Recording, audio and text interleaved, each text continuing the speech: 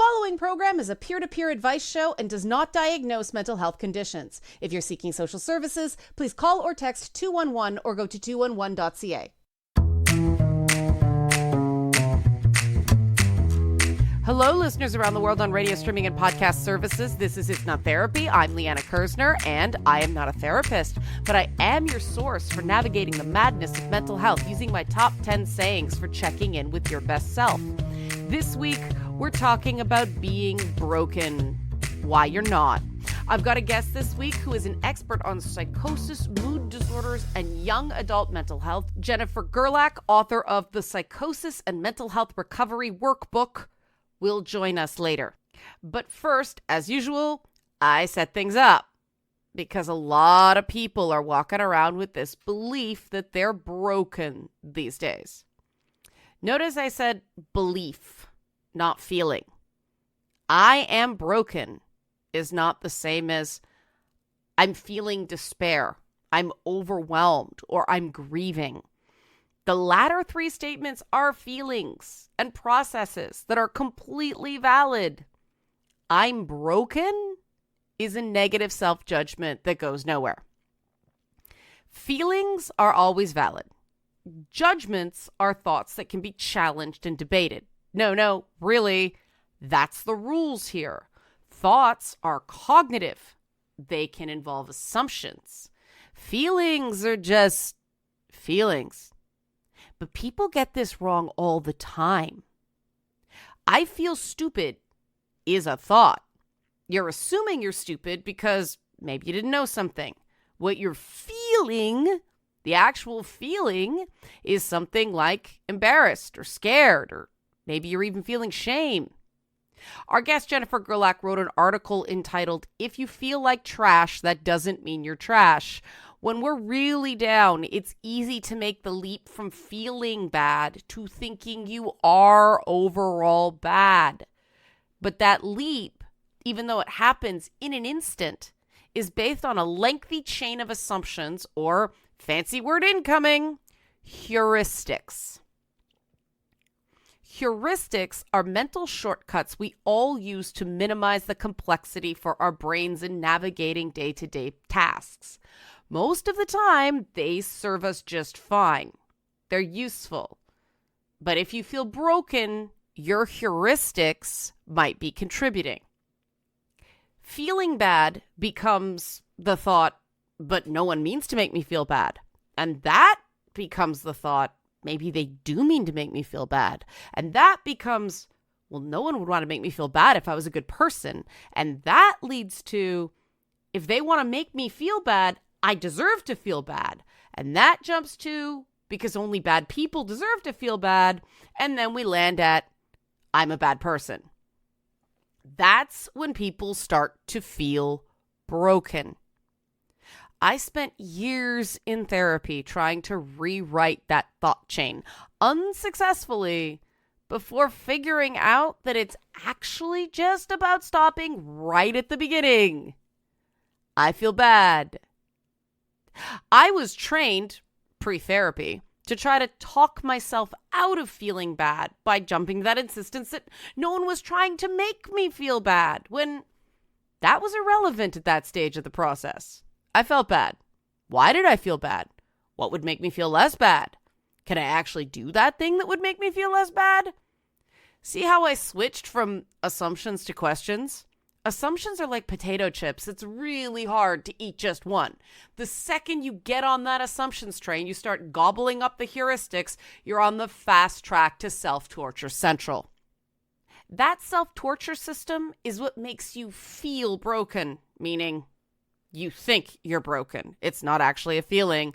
If you pick up one thing this show, it's that. Think you're broken. Broken is not a feeling. Here's why this is important. Because feelings are valid. Feeling beaten, feeling depressed, feeling sad, feeling exhausted. Oh, exhausted is so valid. But things that are broken things can't fix themselves. Broken things are objects. That's why they're things, dependent on external factors to repair them. And that's the exact opposite of how improved mental health works. Therapists, friends, family, and other support workers can help and support you, but ultimately, the changes need to come from within you, with you in the driver's seat. That does not mean doing it alone. It means you have to be the engine on that train.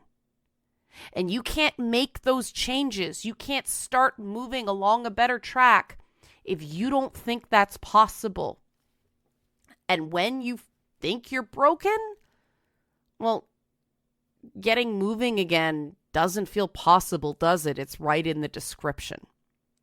Questions, comments, concerns, Liana at nottherapyshow.com. That's my email. Or go to nottherapyshow.com, join the mailing list, or at nottherapyshow on X, Twitter, Instagram, and Threads.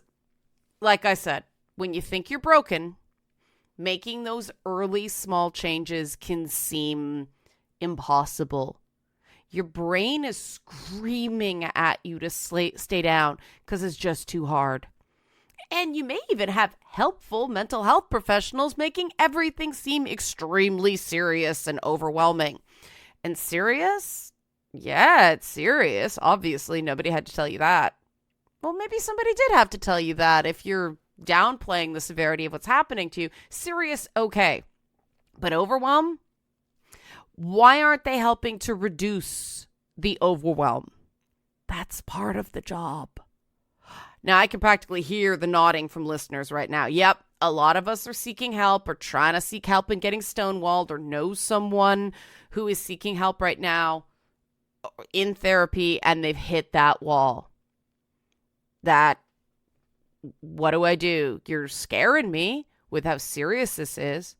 And everything just seems bigger and bigger and bigger and more intense. And I have to, and I have to, and I have to. But how? Well, I was there. I absolutely know what that's like.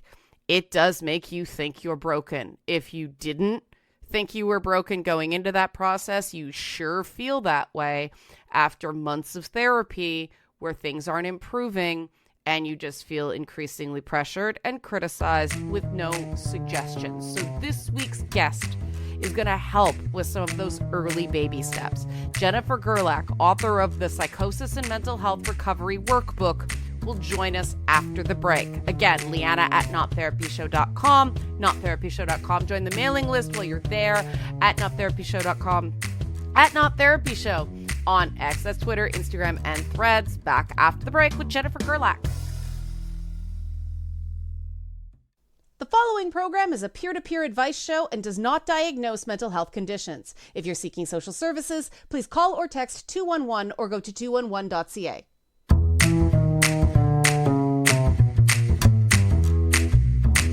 We're back on It's Not Therapy. I'm still Liana Kirsner. I'm still not a therapist, and we're still talking You're Not Broken, and I'm super excited for our guest this week. On the interview, I've got Jennifer Gerlach with me. Jennifer is a psychotherapist based in Southern Illinois who specializes in psychosis, mood disorders, and young adult mental health, and I can think of nobody better to come on and talk to us about feeling broken. Jennifer, welcome to It's Not Therapy.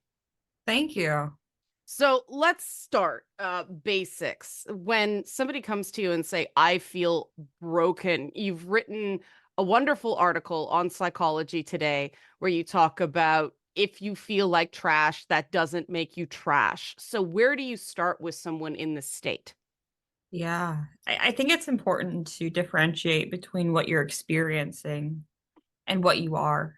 You know, when you're going through a significant mental health challenge like depression, we can experience all of these emotions, and yet those emotions do not define who we are as people, but they still are important to be acknowledged of like, yeah, this is a heavy thing for you. This has been a real major change in your life, but it doesn't mean that you are now no longer the person that you were, that you're no longer whole or anything like that.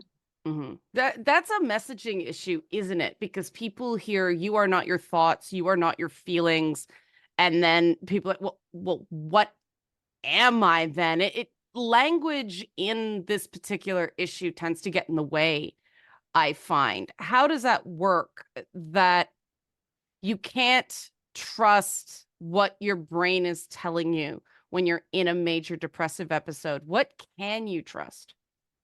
Yeah. So I think it's important to keep in mind that we are the person behind our eyes, that we are the person that's experiencing whatever's going on around us, and that has value. When we're going through depression, it's kind of like putting really dark sunglasses over those eyes, Mhm. and everything gets a little tinted by that. And so with depression, a lot of times you don't even know you have the sunglasses on, and realizing you have them on, that's the first step of saying, my brain might be telling me I don't have value. And that Mhm. doesn't mean that I don't have value, because I am still here and I am experiencing, and I can smile at the bell, and I can, have tears and all of these other things. Yeah, that's I describe that as separating, is this a feeling or is this a judgment, right? I think Sure. versus I feel. Saying I am trash is a statement of fact as opposed to I feel crummy. That we can validate, right? We can say I I I understand you feel bad. That you feel empty or you feel isolated or inferior or any of those things. You can validate that as a support person, but when someone says I'm trash or I'm garbage or I'm broken, I think the knee jerk is to say no you're not, which you're not supposed to do. So what's a better thing to do in those moments? Yeah. So breaking it down, what is important to you? What matters to you at your core?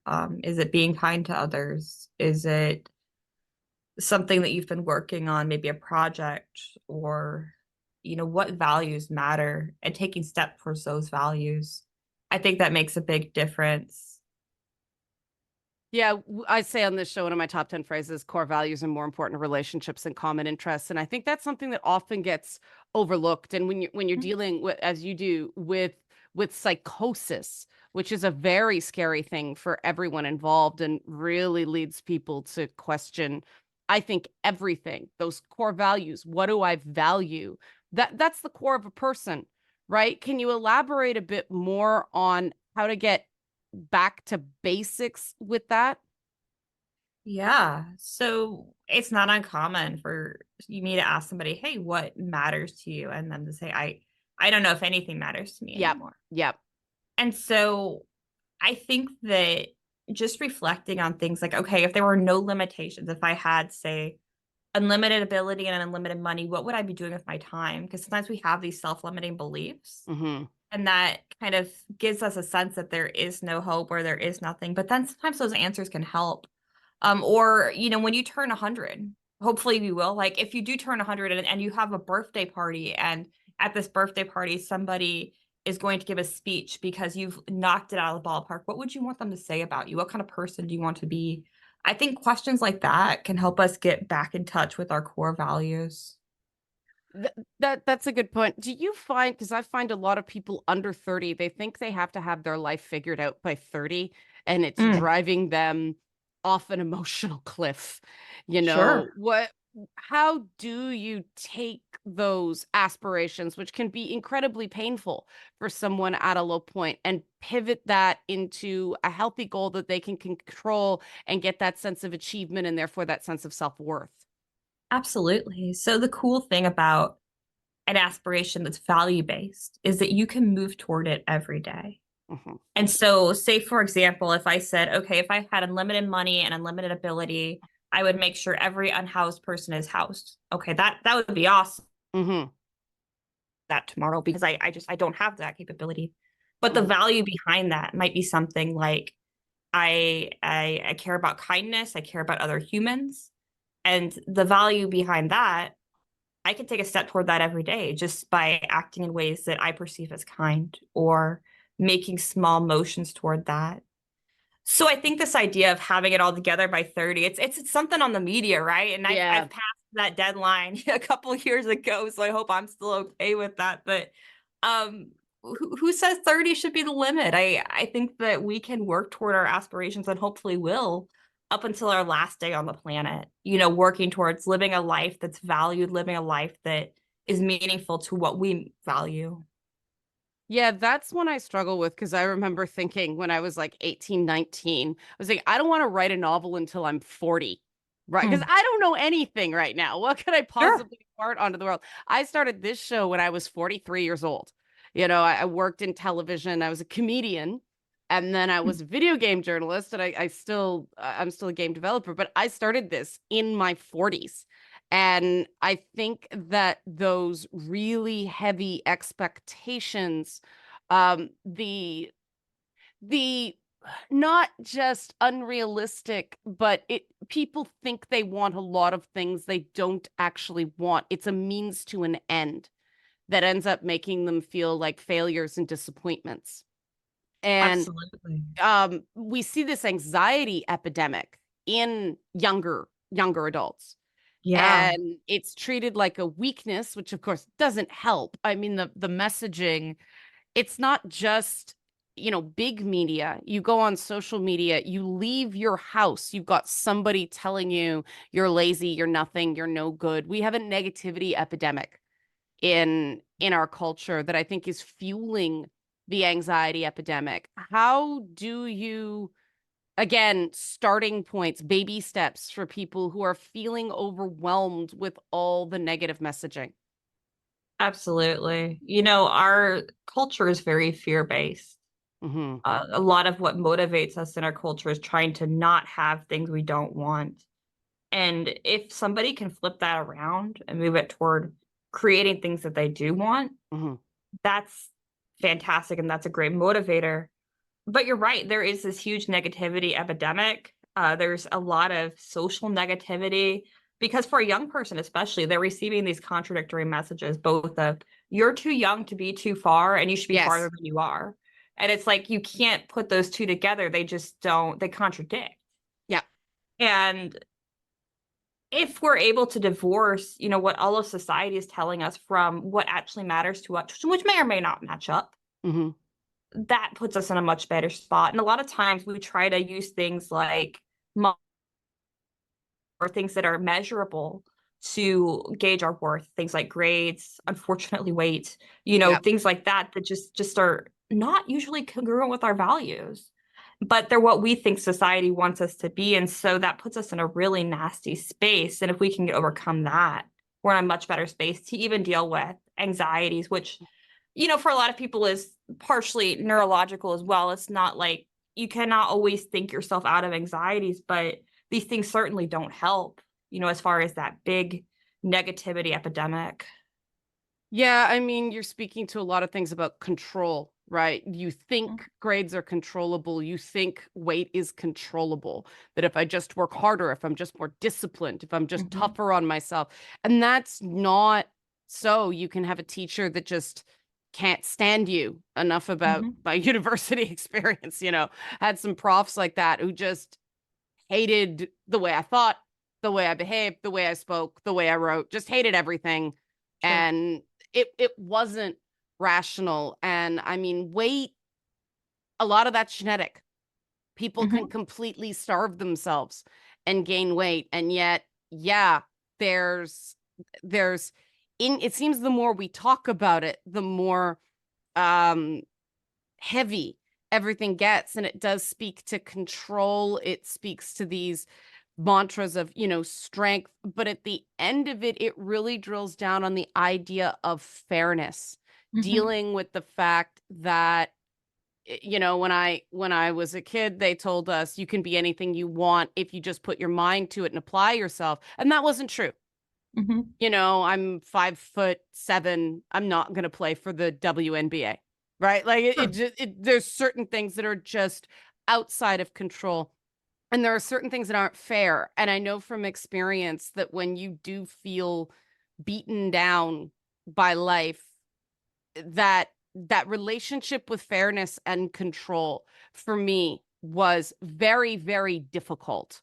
So how you know, my trauma therapist was always saying, just control what you can control. What can you control? Focus on what you control. And that drove me crazy at first because I didn't understand the concept.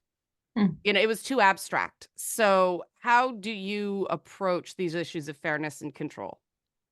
Absolutely. So it all comes back to values. What really matters to you? And determining that is deceptively simple. Hmm. because we try to have things that can be controlled. We try to have things that can be measured, like a grade or weight. And again, but the reality is that a value is really rarely easily measured. So you are never going to get to a point where you're walking down the street and a banner comes down and says, "Welcome to authentic. You are now living authentically. Like you have achieved this goal of being authentic." It just doesn't happen. Right. But we're taught, have these SMART goals, these specific measurable goals, and that's all good and well up to a point. But when it comes to our core values, the things that really matter to us, those things really don't conform to that measured bit. And they're flexible, and that's good. But it makes it a little bit more tricky if we're wanting to have some kind of a grade or wanting to have some kind of measure of how well we're doing. A lot of times we're just not going to get that beyond what we see as what matters to us and whether we're moving toward that. Yeah, and I mean that external internal validation, external internal locus of control, um like you said, deciding your values is very simple. Living in accordance with them is very difficult, especially when you're surrounded by people who are very big on negative reinforcement and believe support is telling you everything that's wrong with you so you Mhm. can be better. Right now, that for a lot of people, they're like, yep, you just described my family and 80% of my friends. Mm. And that was one of the things I was told, you have to minimize contact with people who may have your best interests at heart, but aren't aligned with what your interests actually are, right? How do you deal with people when you are recovering from a crisis like that? Yeah. So if you are finding yourself often being torn down by someone, you express, "Hey, this is my dream," and they say, "Hey, I don't think you can do that." Or you're saying, "Hey, this is what I need," and they're saying, "No, it's not what you need. What you need is to do this."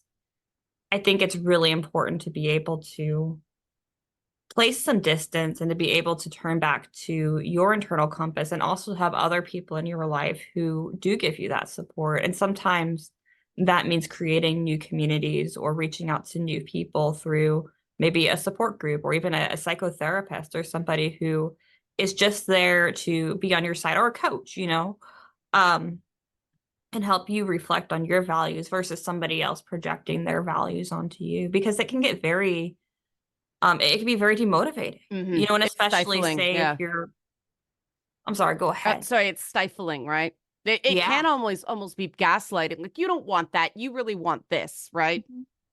Yeah. Sure. Yeah.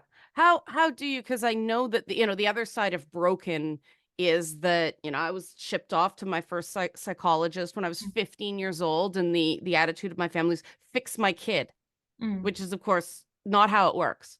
Mhm. And we do have this false impression as a society that psychotherapy, talk therapy, group therapy is supposed to fix someone, as opposed to Yeah. helping someone understand themselves and be their best self. How do you work with people who are navigating that everything makes sense in the session with you, and then they go out in the world Mm. and everybody's telling them they're wrong and they don't know and they can't trust their own perceptions? Yeah. Unfortunately, I see this a lot with adolescents. Yep. I think that it's common for family systems. I think they're usually doing the best they can. But to Hmm. say, "Hey, teenager's the problem, send the teenager to therapy, the family's going to get better, everything's okay." And become very defensive if, like, "Hey, let's try some family therapy, or let's talk about the family system," because, like, there's nothing wrong with the family, something wrong with the kid. It's like, there's nothing wrong with any of you. We just need to talk. But I think that even that kid can still begin to work on a strong sense of self. And in my experience, a lot of those kids who end up being scapegoated when they're younger, if they can overcome that, as Hmm. young adults, can be just powerful leaders and just powerful people. Because if you can overcome that as a kid, something that most people don't really work through until young adulthood, maybe later, man, you're in a really good spot. But it comes back to community, and most of us do have a value of connecting with others and belonging. That's one of the core Hmm. needs that people have. And so if you are in a very invalidating environment, that's really, really tricky, Yeah. especially for kids. All right, that's a good place to pause for a break. Come right back into it when we return. Jennifer Gerlach, licensed therapist, True Story Counseling, truestorycounseling.com, author of the Psychosis and Mental Health Recovery Workbook. We're going to talk more on those sort of fundamentals. What happens to you as a teen can carry on throughout the life. When we come back on It's Not Therapy, questions, comments, concerns, Liana at Not Therapy Show, nottherapyshow.com, at Not Therapy Show on X, that's Twitter, Instagram, and Threads. More with Jennifer Gerlach when we come back on It's Not Therapy. The following program is a peer-to-peer advice show and does not diagnose mental health conditions. If you're seeking social services, please call or text 211 or go to 211.ca.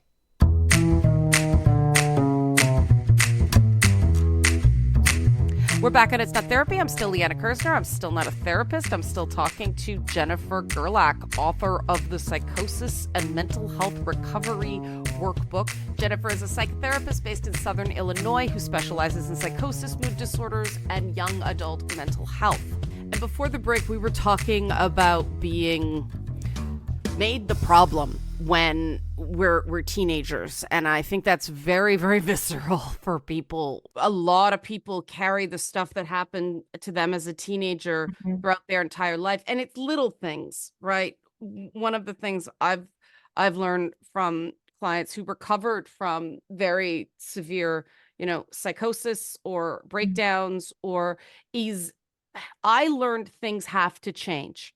The way you interact with the world has to change, or you're going to end up right back there. Sure. And that's not, originally I thought that meant I was weak or broken. And then I realized, no, this is actually stuff everybody benefits by. We just live in a culture of terrible communication. We're actively taught to communicate badly. And this is an ongoing sense of frustration for me. I mean, something as simple as a family argument over something as simple as a breakdown in communication over who was going to take something somewhere or who was going to pick somebody up after a practice or something like that can explode into a lot of unspoken. The fight is not what it's about, right? It's not about what it's about. It's not about that little thing. It's about all the things in the background that are being unsaid. How do people that are in a vulnerable place because their sense of, their boundaries have been very badly violated, their boundaries are broken, so they feel broken. How can people begin to navigate circumstances like that can just feel like your world's collapsing?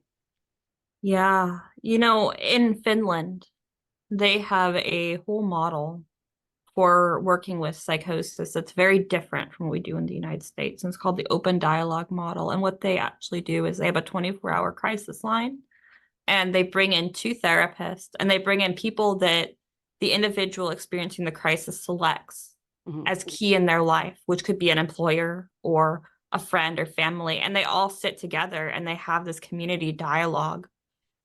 And while psychosis is in part, we believe, neurological, we also know that stress and trauma play a role for many people. And there's been research that shows over a 5-year period, the data for those, and now it's small sample sizes, but the data for people who get that kind of intervention, where it's a little bit less psychiatric, more psychosocial, more community-based, have far better outcomes than we do here in the United States. But, as far as somebody who's in it here and they're like, I don't live in Finland, and that's not my reality, is like my employer's not going to join me in a circle and, talk about how to support me. I think it is important to find, who is on your team, who will be there for you, who will show up for you. And if there's not anybody, that can be very devaluing, that can be hurtful, but it doesn't mean that you can't find people who will be. And sometimes the first person is a coach or a therapist, somebody who is dedicated an hour to helping you out. And then you can build from there as far as building up a stronger support system. You mentioned employers tend to treat people like they're broken.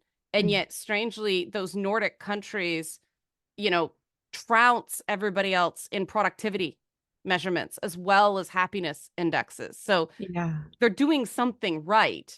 Now, how can someone do things unofficially? I'd say, like you said, if they don't have access to that, how can you create an environment where people are accountable and people can hit the stop button on a conversation if it's getting overwhelming? Yeah, I think it's always important to remember that you can leave any Right. conversation that you're not okay with at any time. And it doesn't have to be done in a way of like, hey, you screwed up and I'm out. You can do it kindly. Yep. It's okay to say, hey, I appreciate you bringing up your concerns. I'm not ready to talk about this right now. I need a minute, you know, or to say, hey, I appreciate you talking to me about this. I've got it taken care of.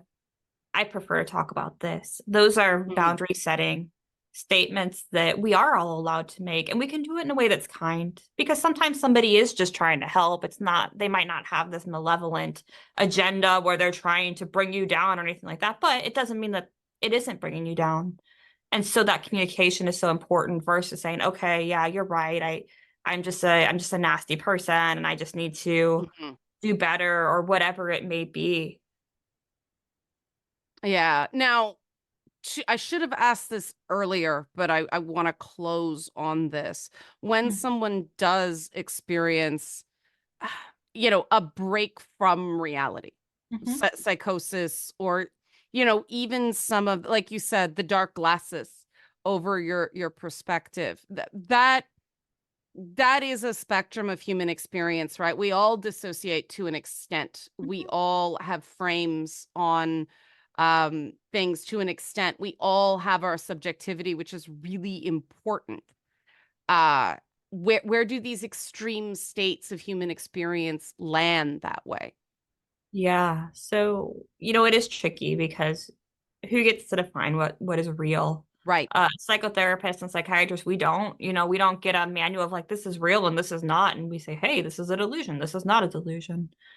And all of us, break a little bit from reality here and there. Mhm.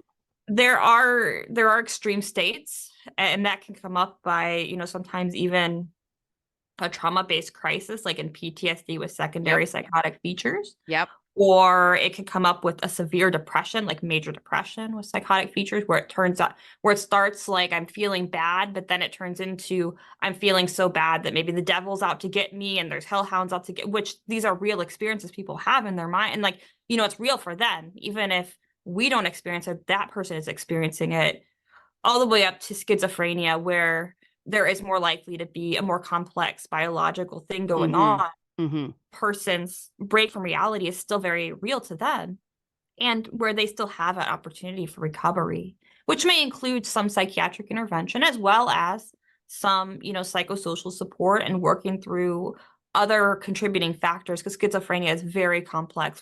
It's not purely neurological, but it's also not purely psychological. It's Right. really quite on the border, but it's all in the same continuum. And at no point, and I think this is really important to keep in mind, at no point in the continuum do we break from being human. Mhm. No matter how deep in psychosis someone is, if somebody forgets who they are, if they forget their family, if they, are in a point where they are just totally confused and their mind is just not working as it would normally be working, that person is still present and they are still human, and somebody can come out of that.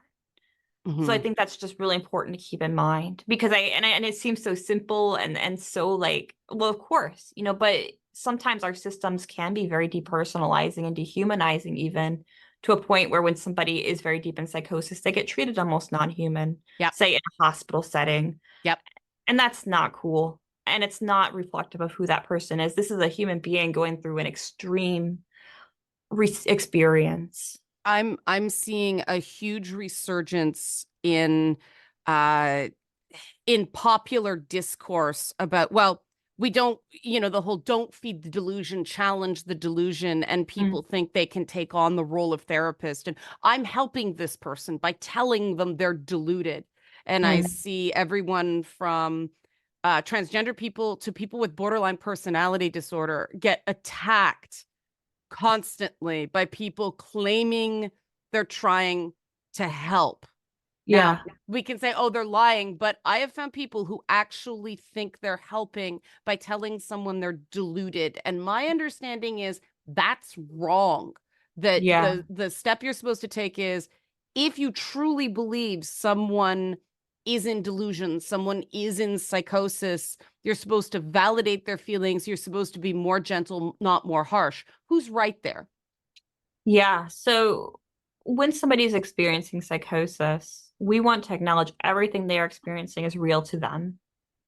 And talking somebody out of a delusion, a true, genuine delusion, it just doesn't work. Mm-hmm. There are specialized interventions that psychotherapists specializing in psychosis can utilize to assist the person in understanding the function of the delusion or what their needs are, or even maybe challenging bits and pieces, but it's done in an extremely skilled way that, a friend really, both for boundary reasons, even if your friend's like the best psychotherapist ever, it can't really do, but then also it just takes a lot of training. Yeah. And even in those things, it's still done in a way that's extremely respectful of the person's reality. So, for example, say that somebody was having an experience of believing that other people could read their minds. Mm-hmm. This is common. It's called thought broadcasting. And it's very distressing because a lot of times we have thoughts we don't want other people to access. So just imagine walking around and believing everyone can read your mind. Mm-hmm. A psychotherapist is going to meet them there, validate that it's very difficult to experience this, validate that it must be a very distressing experience without saying it's necessarily happening. Right. And then they might also do like a behavior experiment. For example, say, hey, why don't we go wait in the waiting room and we're going to both think that the sky is coming down, that the ceiling's coming down. And if people start looking up, we can take a note of that. But maybe people aren't going to look up. And if they don't, we could take a note of that too. Mm-hmm. Behavioral experiments that challenge it. But that's nothing that a friend should ever, your friend shouldn't be doing a treatment plan for you or, No, it's doing not safe. complex psychological interventions with you, of course. So, Yeah. so just validating that, hey, I might not be experiencing this, but you're experiencing this. It's real for you. I'm here for you. I care about you.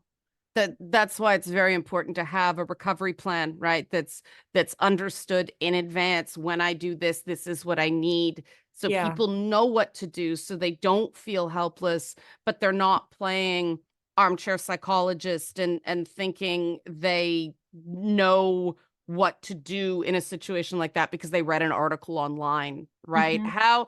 How last question, how can people start making those plans with friends, family, and coworkers?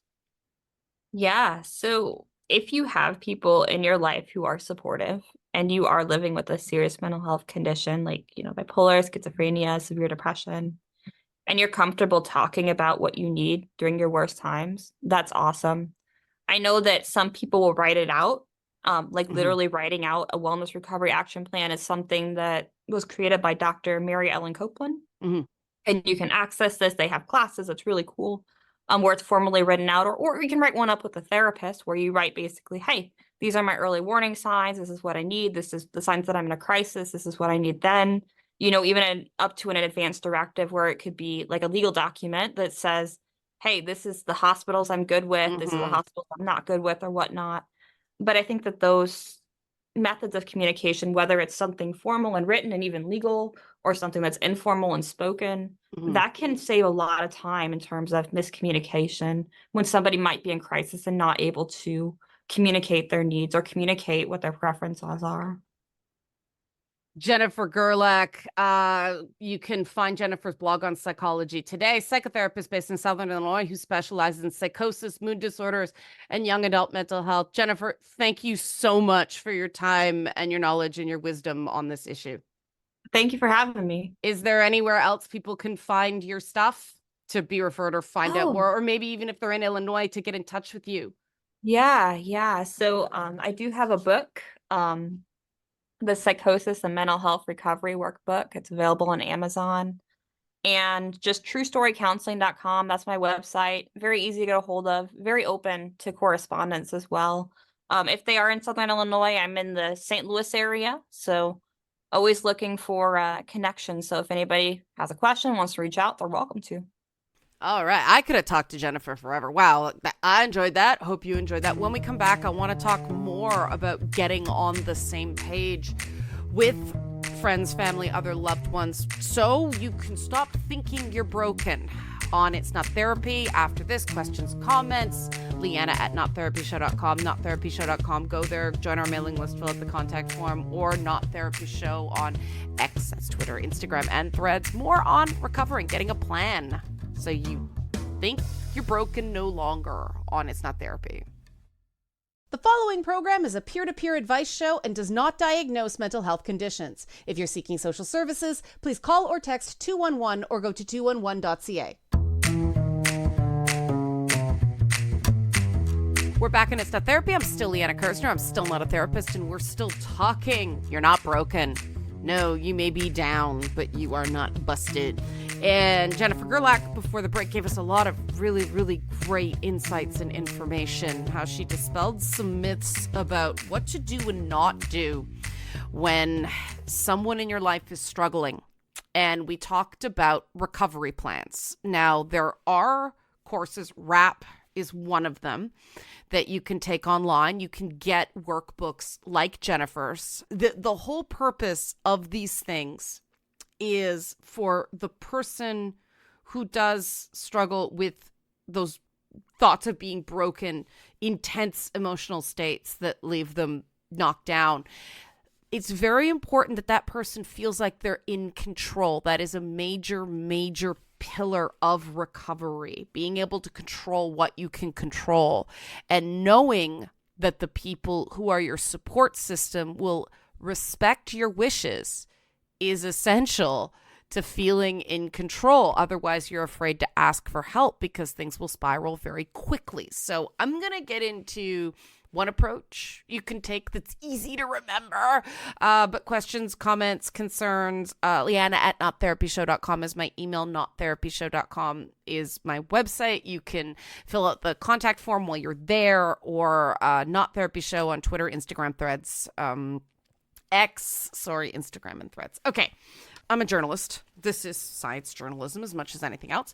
And I'm a journalist. That sounds so pretentious, but in this case, it's true. And when you do a story, you use a process called W5H: who, what, when, where, why, and how. And most people learn that in school. So it's an easy thing to remember when it comes to proactively getting a plan to support a person with struggles, whether it's psychosis, whether it's BPD, AVPD, that's avoidant personality disorder, not alien versus predator disorder. Constructing the systems, as Jennifer called them, in a way where the person struggling feels like things are settling as opposed to becoming more intense. And knowing what's going to happen is a big thing there, which is why in advance, figuring out the who, what, when, where, why, and how of how to handle a crisis is really important. So who is the person that makes the decisions for the person in crisis, and what are they empowered to do if there is an area where it's a judgment call, it's undiscovered territory, we don't know who is the person that makes the decision, so there isn't a lot of fighting among, everybody cares, everybody's panicking, things can spiral very quickly. So who makes the call? What are the goals? What are the milestones? What are the indicators that things are going well? And what are the indicators that there's an issue?